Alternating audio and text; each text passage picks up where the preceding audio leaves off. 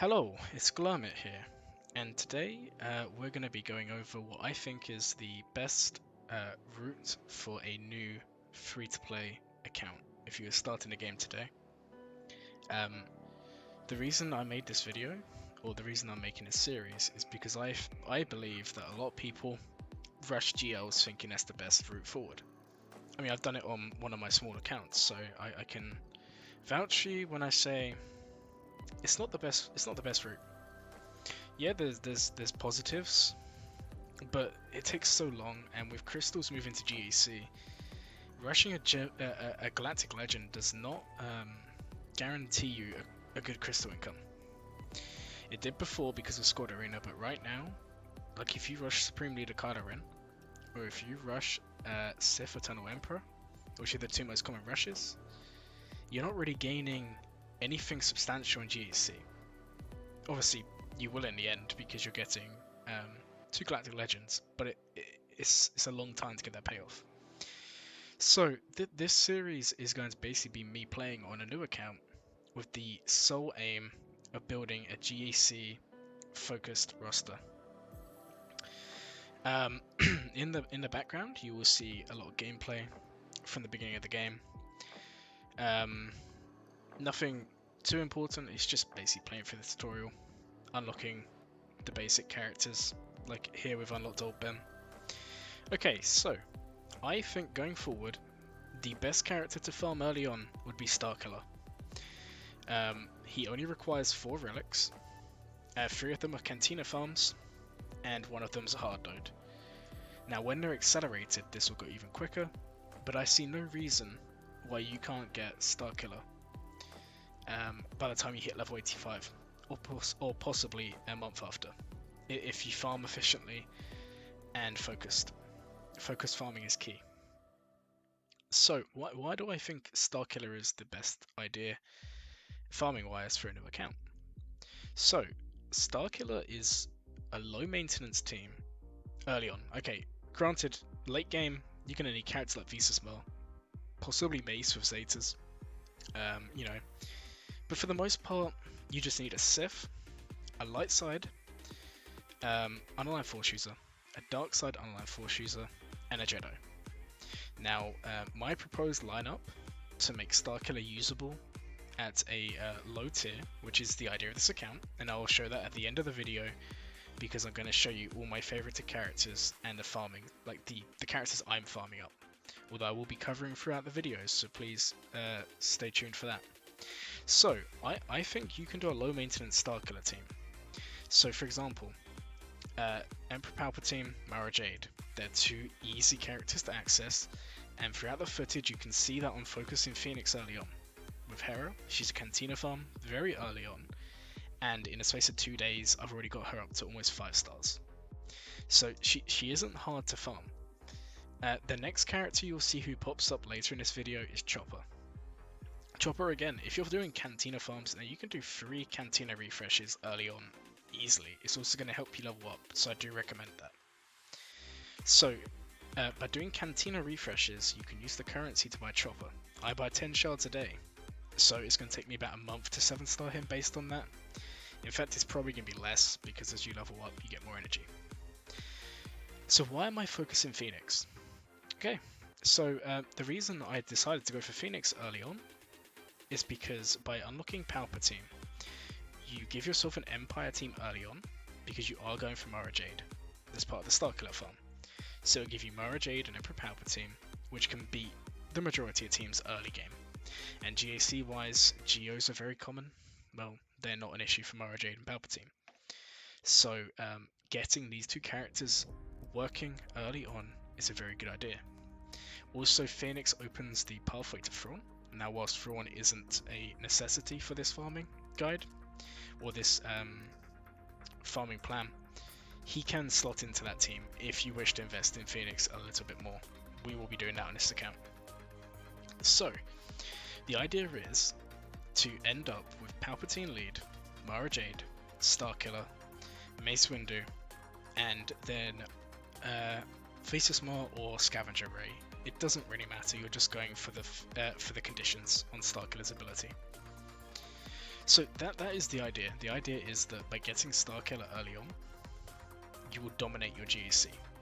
You know, your opponents who are going for Supreme Leader Kylo Ren, who are going for Sith Eternal Emperor. What is a Sidious or a Maul lead gonna do against your Dash Rendar team? Or what's Crew gonna do against Starkiller? There's just no way they win. Talking about that, if you're gonna go for any teams, you really need to have a diverse roster. Now you can do this while focus farming. Focus farming is the idea that you farm an individual character or faction, or you know, in this case Starkiller, and eventually, essentially, we're not trying to swap too much. You know, we want to focus in on him and we want to unlock him as soon as possible. However, Dash Render being a requirement, and with how important he is in the meta, like my main, which is in the high end Kyber, I use Dash all the time, and he gets holds. So if he's holding at the high end of Kyber, he's going to hold at the low end of Chromium, or Bronzium, or Carbonite, depending on where you are. So my proposal is that you farm Dash, you then farm Han. This is young Han, who is a guild farm. Now, this farming plan has no other guild farms, so you can easily get young Han to 7-star. Kira, who is a guild farm and a Cantina farm. It then also includes Vandal Chewie, who is a hard node farm, and young Lando, who is a fleet farm. Interestingly, he is the first hard node for fleet. Now, why is this team so good? Well, firstly, it works so well in defense, it works so well in offense. Also, it's old characters. You know, these characters require 100 cryos each in total.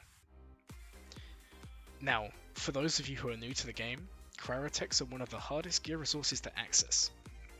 Because these characters are so old, you don't need any of them until Gear 12, which is the standard for every character in the game to go to relics. So there is no reason why you couldn't have, say, a Gear 12 Han and a Gear 12 Vandal Chewie to go with your Dash Render by the time you hit level 85. Now, I promise you, if you're a new player and you go down this route, that team alone is going to get you holds on defense, and defensive holds win GAC. Unfortunately, this farming plan doesn't quite account for Darth Talon, and it doesn't quite account for Kyle-Katarn. You know, they are the outliers. They're not going to fit into anything immediately. However, that's not to say they aren't useless. They are useless, sorry, because they're not. Kyle-Katarn can go in a Rebel team, he can go in a Phoenix squad, and Darth Talon can actually go in a Vader team early on. Now, I put this clip you're seeing on the screen now, I've left this in here because if anyone's a new player, this may happen to you, you just lose early on. And what I'm trying to show is, early on, it may seem expensive to level up characters, but if you're losing battles and you're not performing, don't be afraid to level characters up. I know gear is very hard to come by early on, but you'll see in this clip, I took Hera and Chopper to a higher level, and we won, whereas before we actually lost. So that's something to always consider. Okay, so the big question is going to be, what do you do about fleet? If you're going for Starkiller, you know, there's no fleet that comes involved. If you do a sea rush, you typically can get an Empire fleet. If you do First Order, like SWGOH, you're going to get a First Order fleet. So that is a slight issue with this. However, I feel like farming up either a Rebel fleet or a just an Empire fleet would probably be the best way forward early game. Although what I'm going to be doing on this account, and if you're interested by it, you can by all means try it as well, is I'm going to be focusing bounty hunters early on. The characters in particular that I'm going to be focusing on are Boba Fett and his ship, IG's ship, so the IG 2000, Xanadu's Blood, so that's Cad Bane's ship. And the reason why I'm going to be focusing these ships is, one, it unlocks the Millennium Falcon, which I want for offense. I want a Rebel fleet. And secondly, I think by going Starkiller, looking forward, and this is a bit more intermediate than a beginner, which is fine, because if you're new to the game, don't necessarily think about this, but for those of you who are looking to start a new account and see what you can do, I think this would be a perfect platform to Executor. Because if you're earning a good amount of crystals from winning all your GECs, which this will get you about 1300 to 1400 crystals a week if you win consistently, there is no reason why you couldn't buy up the four groups of 5 relicates, or yeah, it's 4 times you'd have to buy relicates. There's 1250 crystals each time, and you'd have to do that 8 times in total, blocks of 4. Now, there's no reason why you can't do that. Okay, so we're almost at the end of the video, and here are the characters which I am going to be farming. Anyone who's favorited is on my list. Okay, so thank you everyone for watching the video. I hope you found it interesting. If you have any questions, leave them in the comments below.